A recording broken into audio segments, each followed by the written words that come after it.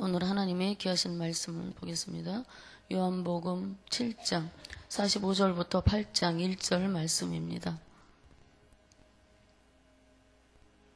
요한복음 7장 45절부터 8장 1절 말씀을 한 목소리로 함께 읽도록 하겠습니다. 아랫사람들이 대제사장들과 바리새인들에게로 오니 그들이 묻되 어찌하여 아랫사람들이 대답하되 그 사람이 말하는 것처럼 말한 사람은 이때까지 없었나이다 하니 바리새인들이 대답하되 너희도 미혹되었느냐? 당국자들이나 바리새인 중에 그를 믿는 자가 있느냐? 율법을 알지 못하는 이 무리는 저주를 받은 자로다.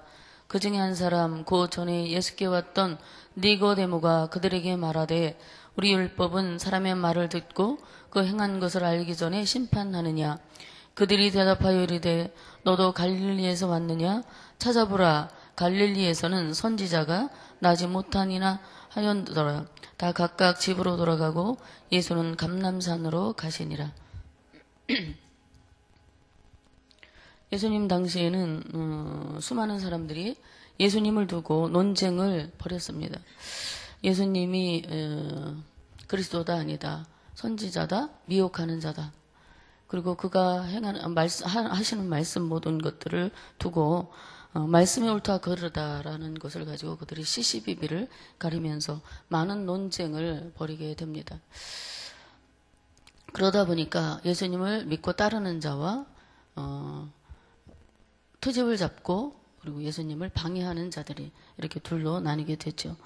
그래서 그 중에는 예수님을 체포하려고 음모를 꾸민 사람들이 있었습니다. 종교 지도자리라고 하는 대제사장들과 바리새인들이 그런 사람들이었죠. 그들은 종교계에서 이제 어떤 권력층에 있는, 최고 권력층에 있는 사람들이었습니다. 그래서 아마도 자신들이 보다 더 인기가 높아지고 그리고 기적과 능력을 행하는 예수님에 대해서 위기의식을 느꼈던 것이 아닌가 그렇게 생각해 볼 수가 있습니다.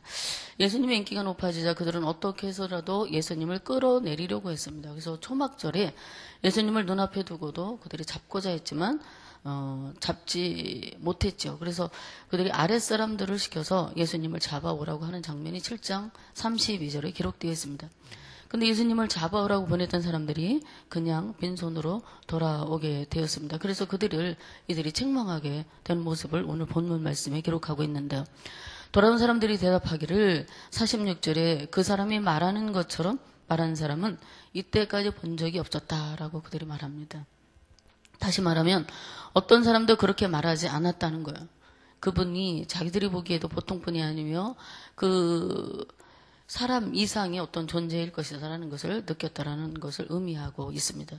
예수님의 말씀은 어느 누구에게도 들을 수 없었던 진리며 그분에게는 영적 권위와 탁월함이 있다고 그들이 증언하고 있습니다. 아마도 예수님을 잡으러 갔던 그들은 예수님의 설교를 듣고 감동을 받았을지도 모릅니다. 말씀을 들으면서 범상치 않은 분임을 알게 되었고 말씀에 점점 깊이 그들이 빠져 들어가지 않았을까요? 그래서 예수님은 말만 하시는 분이 아니라 말씀을 삶으로 보여주셨고 또 실제로 그러한 일들이 우리 예수님의 삶의 모든 면에서 나타났습니다. 가는 곳마다 말씀을 가르치셨고 줄인 자는 먹이시고 병든 자는 치료하시고 상처받은 자들은 위로해 주셨습니다. 주님은 사랑과 용서와 치유와 회복의 은총을 그들에게 허락하셨고 삶에 지치고 힘들었던 그들의 영혼 가운데에 참된 기쁨과 소망을 던져주셨습니다. 주님을 잡으러 갔던 이들도 주님을 만나 말씀을 들을 때에 아마도 하나님의 영에 감동하여 말씀으로 그들의 심령이 움직여지는 그런 경험을 하지 않았을까 생각해 볼 수 있습니다.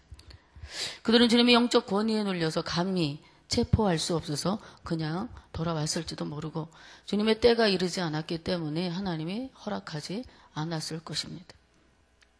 비록 예수님은 종교 지도자들에게 반대를 받으셨지만 예수님의 말씀을 들었던 많은 사람들은 주님으로부터 깊은 감동을 받았던 것을 보게 됩니다.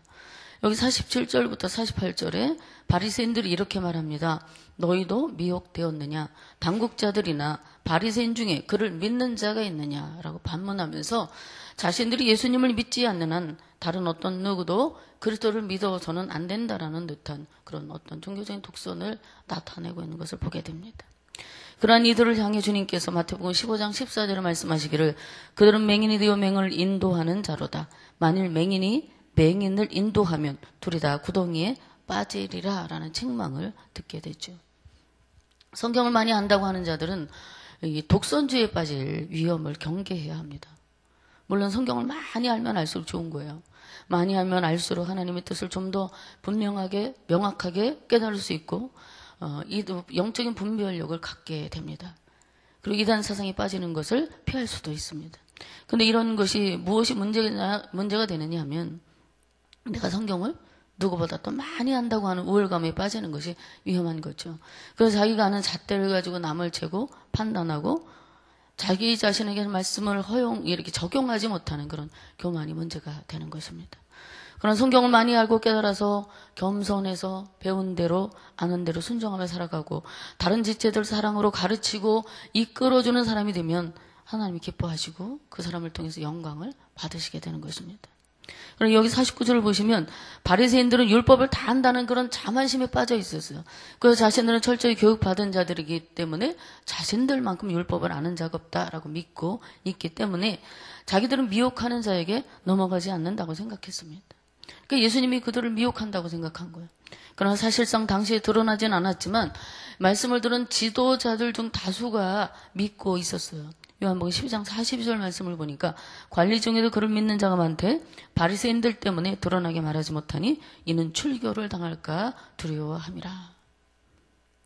19장 38절에도 아리마대 요셉은 예수님의 제자였으나 유대인이 두려워 제자임을 숨겼다라고 기록하고 있습니다.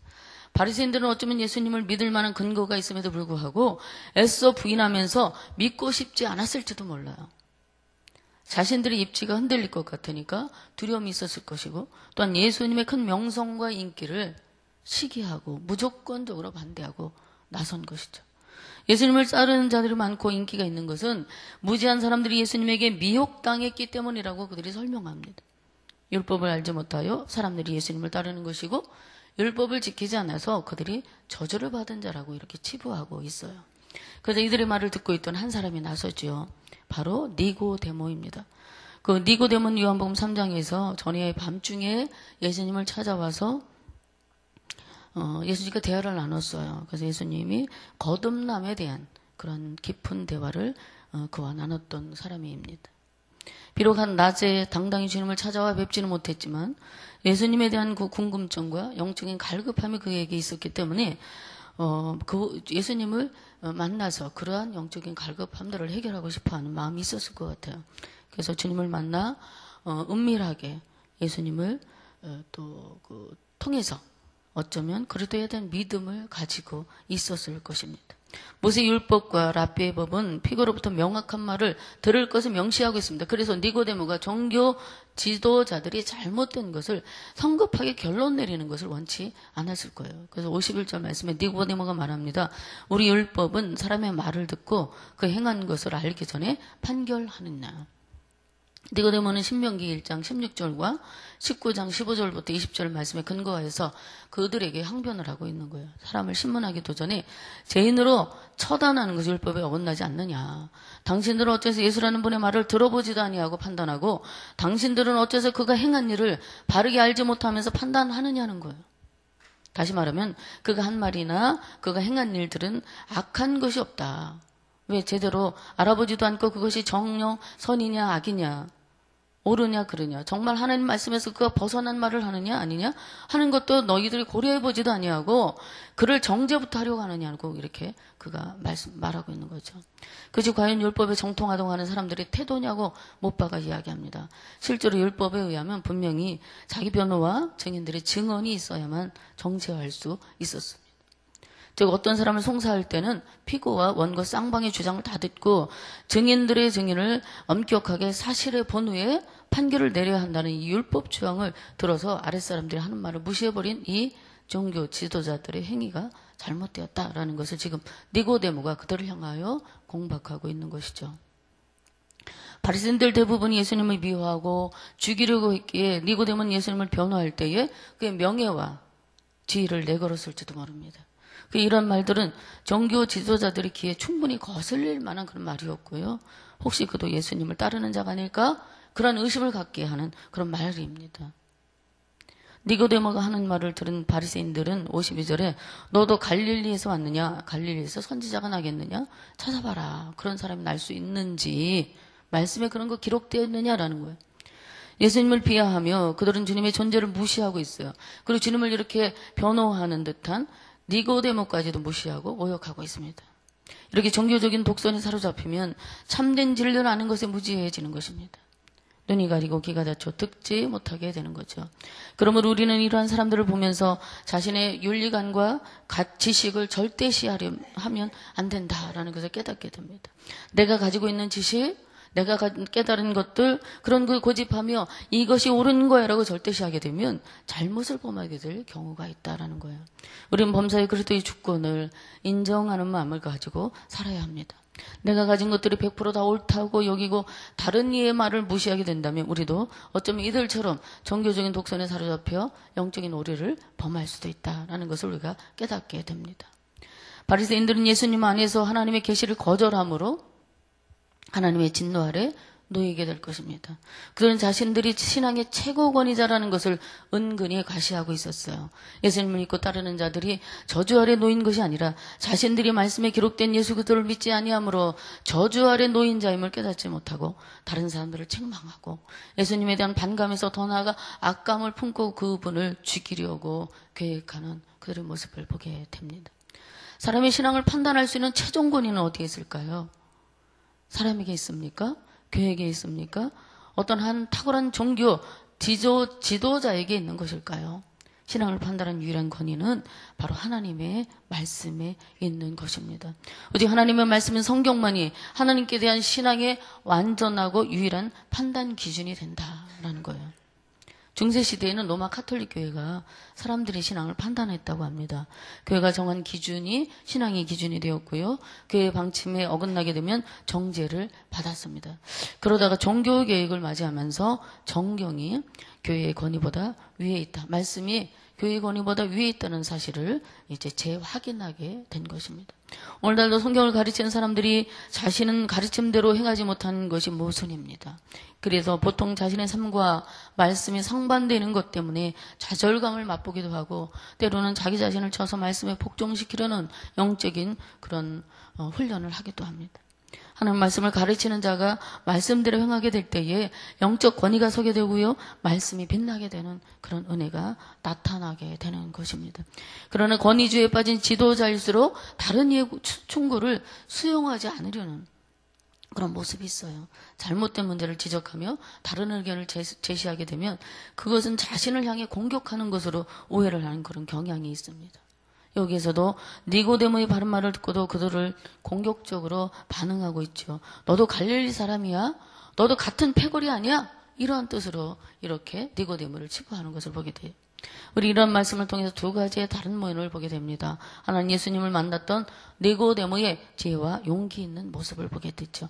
예수님을 믿는 믿음이 그를 담대하게 했을 거예요. 옳지 않은 것은 옳지 않다고 말할 수 있는 용기가 있습니다. 자신의 명예와 지위의 위협이 있음을 알면서도 그는 바리새인들이 스스로 율법을 준수하는 것에 너희는 잘 알지 못하고 실패했다라는 사실을 재치 있게 말했습니다. 예수님을 간접적으로 변화하는 그의 모습을 통해 진정한 신앙의 한 면을 우리가 엿볼 수가 있습니다. 또 하나는 독선에 빠진 대제사장들과 바리새인들입니다. 그들은 이스라엘 선생된 자들이요 율법에 자신들 스스로 능통한 자들이다라고 자만했던 사람들이에요. 그럼에도 불구하고 진리를 거스르고 교만하여 진실을 받아들이기를 거부합니다. 자신들의 체면을 유지하기 위하여 예수님을 제거하려는 생각에 사로잡혀 무엇이 선하고 무엇이 옳은지를 중요하게 생각하지 않는 그러한 모습을 보게 됩니다. 우리 이 두 가지 모습을 보면서 우리가 어떤 사람이 옳은 사람인가를 깨닫죠. 신앙은 벼가 익을수록 고개를 숙이듯이 신앙이 깊고 은혜를 경험하면 할수록 더욱 겸손해야 한다는 거예요. 니고데모처럼 성경적인 가르침을 토대로 때로는 나에게 불이익이 있을 것을 감수하면서라도 다른 이들이 복음에 대해서 잘못하거나 예수님에 대해서 말씀을 잘못 전하거나 다른 사람을 해치는 말을 할 때에 아는 것은 아니다. 분명하게 말할 수 있는 믿음의 선한 용기가 필요하다는 사실을 깨닫습니다. 말씀의 가르침을 받은 대로 내가 먼저 실천하고 나보다 더 연약한 자들을 도와주고 가르쳐 줄 수 있는 신앙의 어떤 성숙함이 우리에게도 니고데모처럼 있게 되기를 간절히 복빌어 드립니다. 함께 기도하겠습니다. 사랑하는 아버지, 고맙고 감사합니다. 오늘은 니고데모의 용기 있는 모습을 통하여 나의 신앙을 돌아봅니다. 말씀에 비추어서 아닌 것은 아니다라고 이야기할 수 있는 선한 용기가 우리에게도 필요한 것 같습니다. 무조건 남의 의견을 배척하고 판단하는 사람이 되지 않게 하시고 이해하고 포용하며 존중하고 사랑하는 우리 공동체가 되게 하여 주시옵소서. 오늘 이 새벽에도 우리의 간절한 기도에 응답해 주시고 하루 모든 시간 속에서 주님과 긴밀히 동행하는 은혜롭고 평안한 하루 되도록 축복 내려 주옵소서. 감사드리며 예수님의 이름으로 기도 올리옵나이다. 아멘. 우리 다 함께 공동기도문 말씀 삼운동 온 세계 선교입니다. 성경이 중심 가르친 말씀 삼운동 온 세계 선교의 비전은 이 말씀 삼 공동체 성락 선교를 위해 주신 명령임을 믿습니다. 이 소명을 사명으로 받아 순명하여 이루도록 우리를 이끌어 주옵소서.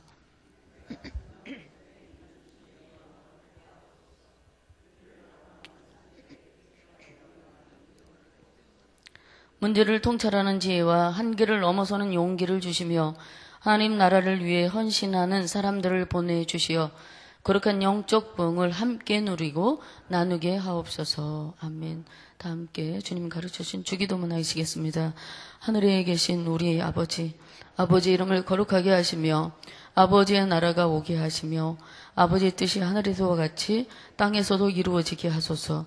오늘 우리에게 일용할 양식을 주시고 우리가 우리에게 잘못한 사람을 용서하여 준 것 같이 우리 죄를 용서하여 주시고 우리를 시험에 빠지지 않게 하시고 악에서 구하소서. 나라와 권능과 영광이 영원히 아버지의 것입니다. 아멘.